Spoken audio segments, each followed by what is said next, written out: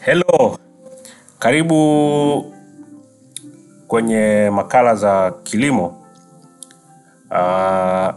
Tunaendelea na mfululizo wetu wa mafunzo kwa ajili ya kilimo mbalimbali. Leo tunakwenda kutizama udhibiti wa magonjwa na wadudu katika zao la embe.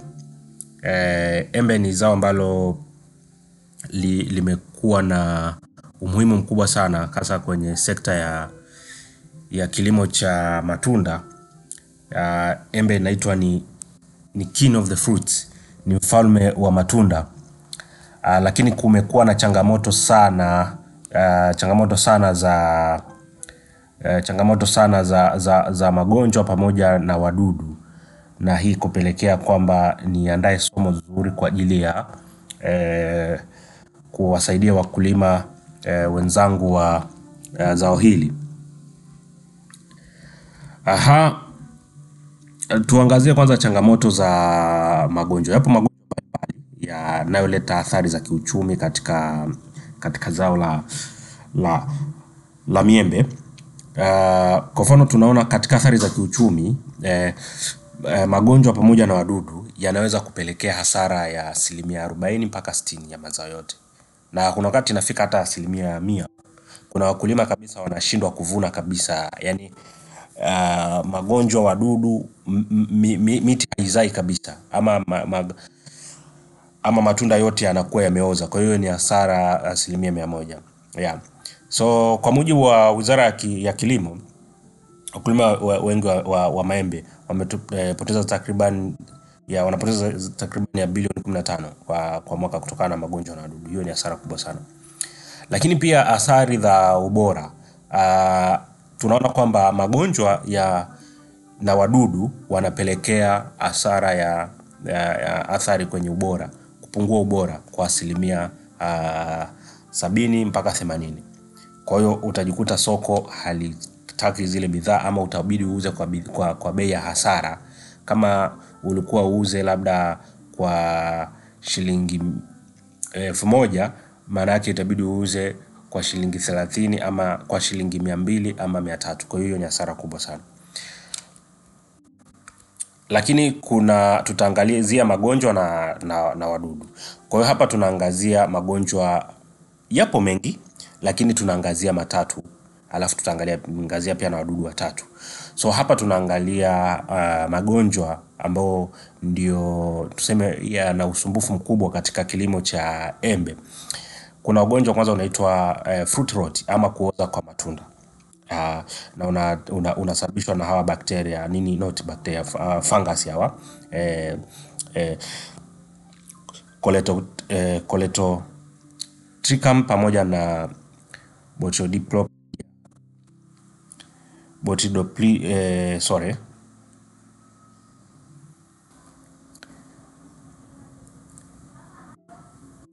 fungus hawa wa Botrytis pamoja na Coledotrichum.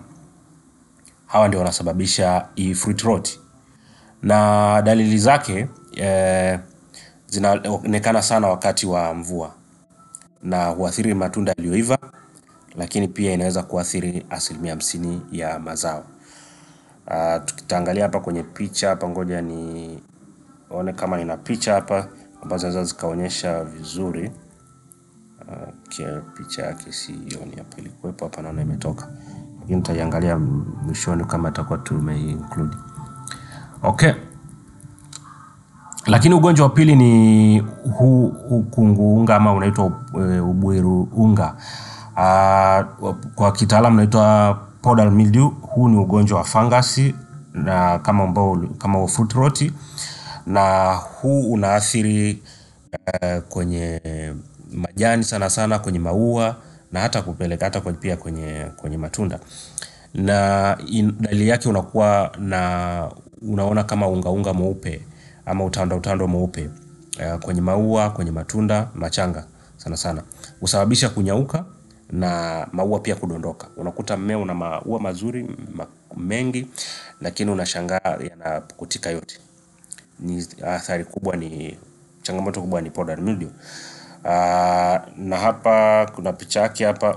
Unaona hii ni powder mildew ikiwa kwenye maua, yanakuwa hivi, na hii inakuwa kwenye majani, inaathiri kwenye majani. Kwa hiyo ikiathiri majani inamaanisha kwamba hata uzao utakuwa hafifu, ama utaathirika kwa asilimia kubwa, kwa sababu majani ni sehemu ya kutengenezea chakula. Kwa hiyo majani yakishaathirika hivi, maana yake chakula hakiwezi kutengenezeka. Yes. Hiyo ni powder mildew. Lakini pia ugonjwa wa tatu ni anthracnose. Hili ni tatizo kubwa zaidi kwa wakulima wa maembe. Anthracnose ni changamoto kubwa sana. Hii inaathiri kuanzia majani, maua, matunda, na tunda unaweza ukaliona zima kwa nje, lakini ukiingia ndani ukakuta limeoza, ama ukaona limeoza kwa nje na mpaka ukiingia ndani pia unakuta limeoza, na hii linapelekea hasara hadi 70%. Hapa picha yake tunaona anthracnose ni hii hapa. So imagine ukumbane na mimea yako ina magonjwa yote matatu hapa. Ndio maana unakushangaa, unashangaa wakulima wengi wanapata changamoto hiyo, either wanakutana na anthracnose, ama wanakutana na powder mildew, ama wanakutana na fruit rot. Lakini mbaya zaidi ni huyu hapa, kwa sababu huyu hapa anaanza kushambulia kuanzia kwenye maua, kwa sababu anaanza kushambulia kuanzia kwenye maua. Kwa hiyo kwanza kwenye majani, kwenye maua, kwa hiyo hata huo uzao wenyewe hautatokea. Kwa hiyo ukianza kupatwa na powder mildew, kwanza uzao utapungua kwa kiasi kikubwa. Ukija tena ukakutana na anthracnose, lazima upate hasara kabisa. Kwa hiyo ni muhimu sana kuelewa changamoto za magonjwa, lakini kikubwa kuelewa namna ya kujikinga nayo, na tutazungumza huko mbele. Hebu sasa hivi tuhamie kwenye wadudu. Kuna magonjwa na wadudu. Kwa hiyo lazima tujue kutofautisha.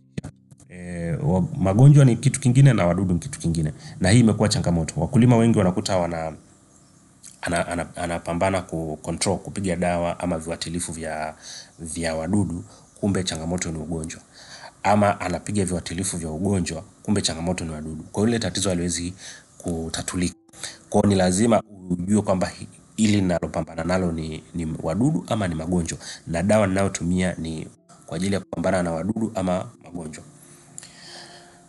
Kuna wadudu wengi ambao wanaathiri miembe, lakini hapa tutazungumzia watatu ambao ni maarufu na ni wasumbufu zaidi. Kwanza, adui namba moja katika wadudu wa matunda ni nzi wa matunda, wanaitwa fruit flies. Hawa ni wasumbufu ajabu, na ndio adui namba moja au na adui mkubwa katika kilimo cha embe ni hawa nzi hawa. Kwanza, hakuna njia moja ya kuwa control. Huwezi kuwa control kwa dawa, huwezi kuwa control kwa njia moja. Lazima utumie njia nyingi, na ni complicated kiasi fulani. So tunaona kwamba matunda yanadondoka mapema na hayana thamani sokoni kabisa, kwa sababu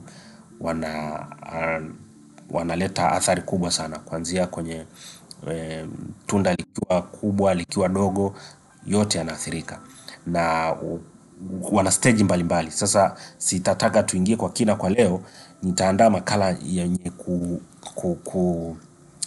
kwenda kwa kina.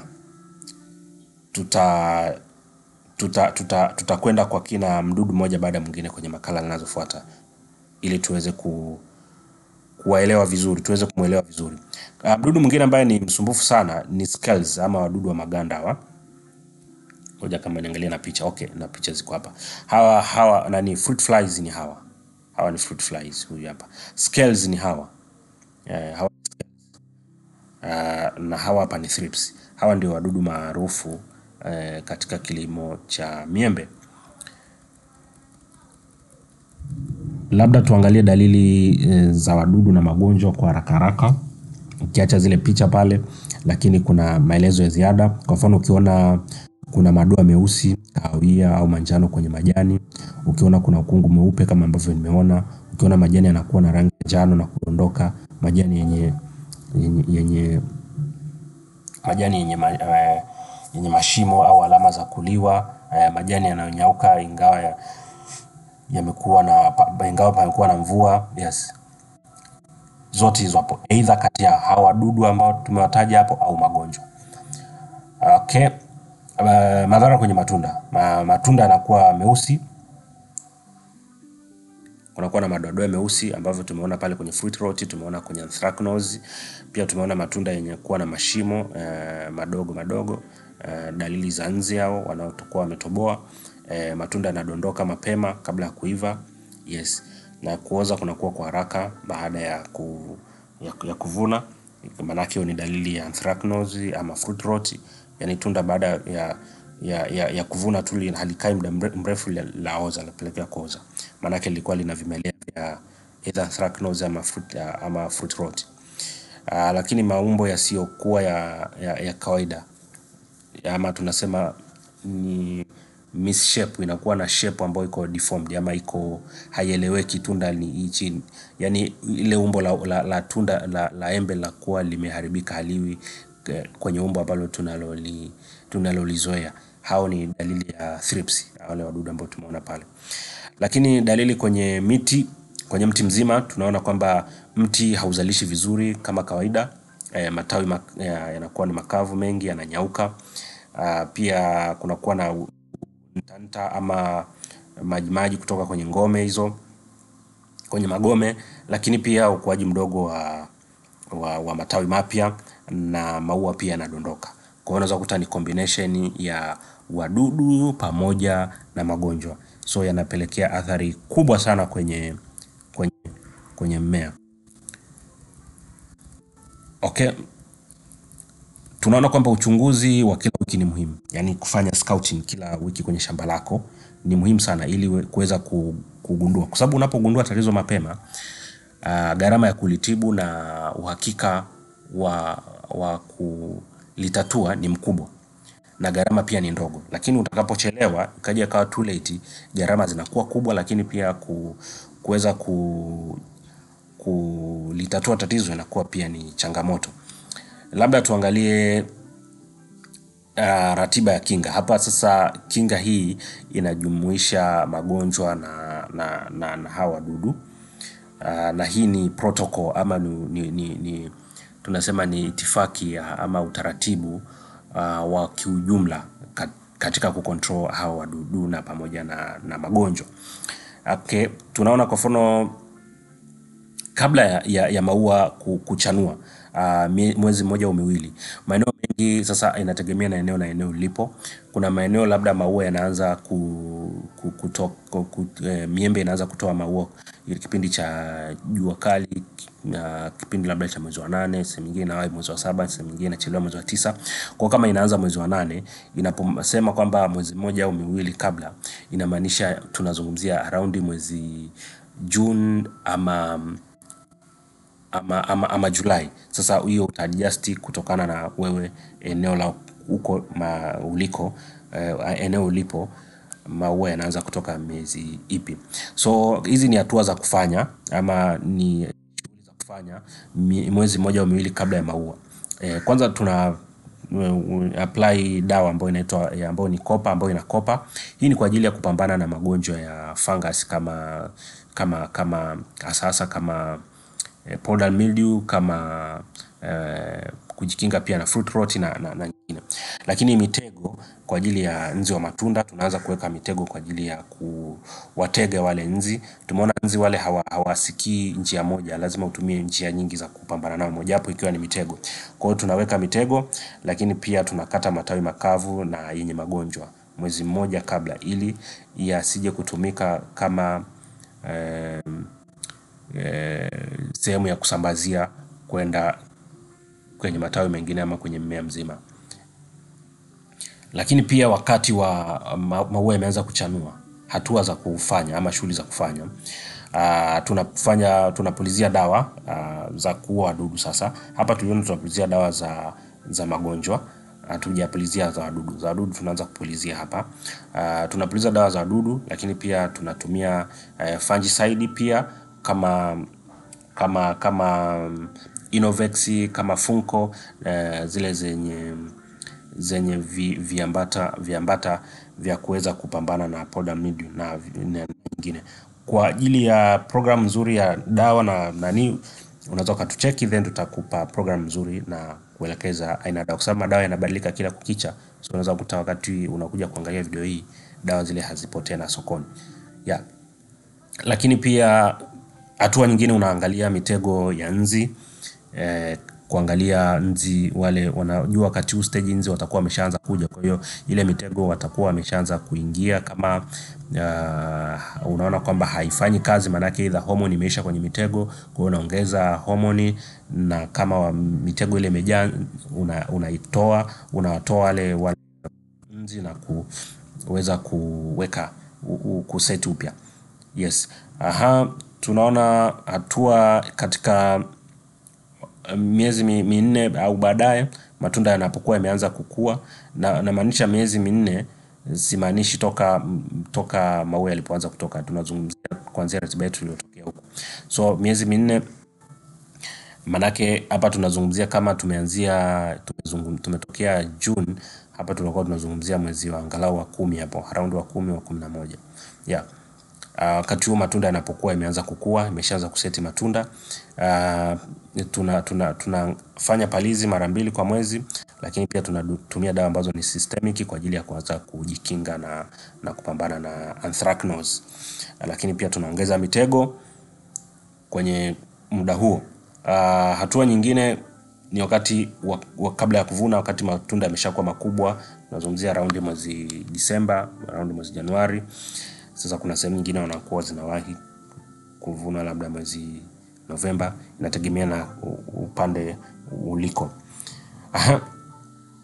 Hapa tunapulizia dawa za mwisho, lakini dawa hizi lazima ni zile ambazo unaweza kupulizia na zikawa na usalama kuvunwa. Kama unalenga soko la kimataifa, ni muhimu sana kuzingatia dawa gani nzuri ambayo haitaleta athari, haitabaki kwenye matunda kusababisha matunda yako kukataliwa.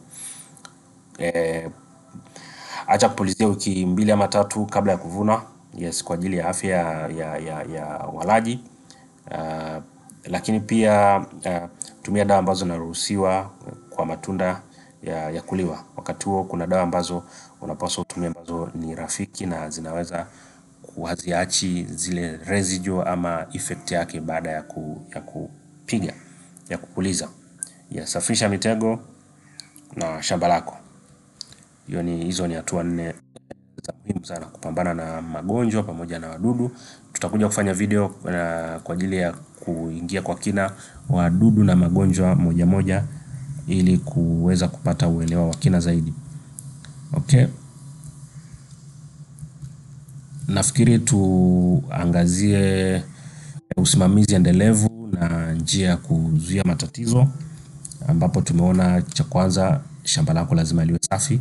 Hakikisha shamba liko safi, cha kwanza, hasa kwa ajili ya wale wadudu, wale nzi, wale wana stage mbalimbali. Kuna stage ya mayai, kuna stage ya lava, kuna stage ya kipepeo, kuna stage. Kwa kila stage ina ugumu wake kucontrol, ama ina sehemu yake ya kudevelop, ama ya ukuaji. Kwa mfano kama labda matunda yamedondoka chini, yale yaliyoathirika, ukayaacha pale chini, mayai yatajitengeneza pale, yataendelea kuzaliana pale, wale wadudu wataendelea kuwepo pale. Mwisho siku ikija cycle ile ya kuja huwa na matunda tena, wale wamesha develop pale tayari wataendelea. Kwa hiyo utakuta tatizo lazidi kuwa kubwa. Kwa hiyo lengo la kusafisha shamba lako ni kuhakikisha kwamba una disrupt ile stage ambayo ingetengeneza mayai, ingetengeneza wadudu. Choma majani makavu, tunachoma yale matunda ambayo yameathirika ama yamebaki pale yameozaoza, tunayatafuta shimo, tunachimba vizuri, tunayachoma ama tunayafukia huko. Shamba lazima liwe safi.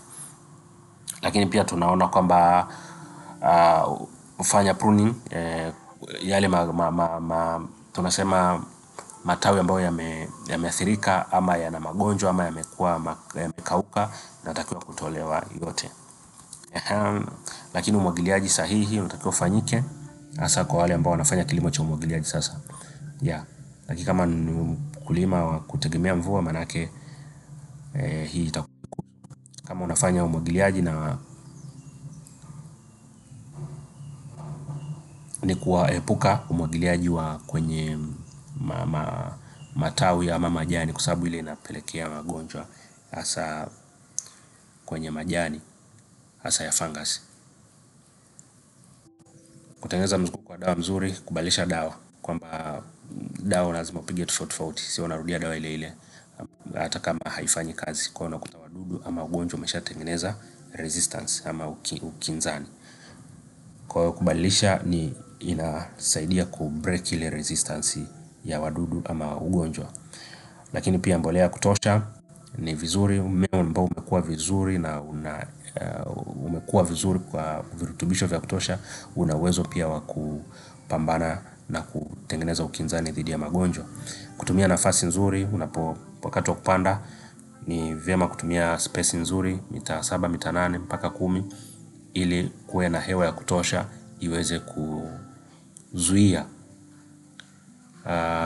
ama iweze kuruhusu hewa iweze kuwa nzuri, iweze kupita vizuri na ukavukavu ambao hautaruhusu magonjwa hasa ya fungus. Okay, hapa tunaona tu ni marudio kwamba kufanya uchunguzi kwenye shamba, kutengeneza ratiba ya kupulizia dawa ambayo zitakusaidia kufanya hivyo. Kama una shamba lako na unahitaji kutengenezwa ratiba ya kupuliza dawa, unaweza ukatucheki, tutakusaidia kwenye kufanya hilo. Kununua vifaa vya dawa, vifaa pamoja na dawa, sawa, hilo ni la muhimu.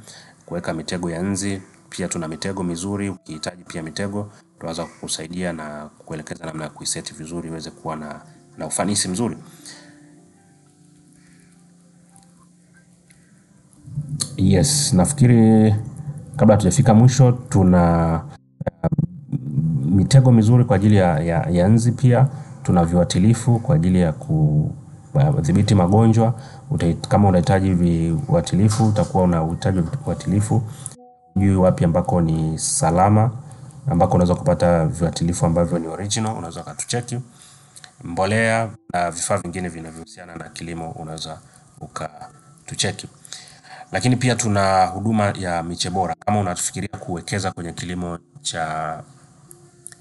kilimo cha miembe, tuna miche mizuri sana kwa ajili ya kufanya kilimo cha kibiashara. Miche ambayo inachukua miaka miwili mpaka mitatu kuanza kuzaa. Ni miche ambayo imeboreshwa, inakuwa na uzao mkubwa na pia inastahimili magonjwa. Kwa sababu pia magonjwa yanategemea na namna ambavyo miche ile, pia kuna magonjwa mengine yanategemea na ubora pia wa miche.